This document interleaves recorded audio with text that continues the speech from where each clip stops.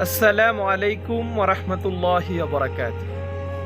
যায়েদ ইবনে খালিদ জুহানি রাদিয়াল্লাহু তাআলা আনহু হতে বর্ণিত, তিনি বলেন, আল্লাহ রাসূল সাল্লাল্লাহু আলাইহি সাল্লামকে হারানো বস্তু প্রাপ্তি সম্পর্কে জিজ্ঞাসা করা হলো।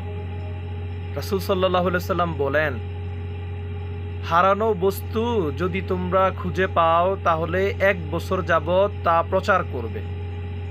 যদি হারানো বস্তুটির মালিককে খুঁজে না পাওয়া যায় তাহলে তোমরা তা খেতে পারবে, কিন্তু তোমরা বস্তুটিকে চিনে রাখবে। যদি তার মালিক ফিরে আসে তবে তাকে তা ফিরিয়ে দিবে। সুবহানাল্লাহ। রাসূল সাল্লাল্লাহু আলাইহি সাল্লাম হারানো বস্তু সম্পর্ক অসংখ্য হাদিস বর্ণনা করেছেন। এসো হাদিস শিখি এবং আমল করি। এরকম ভিডিও পেতে অবশ্যই আমার চ্যানেলটি সাবস্ক্রাইব করেন। Do subscribe.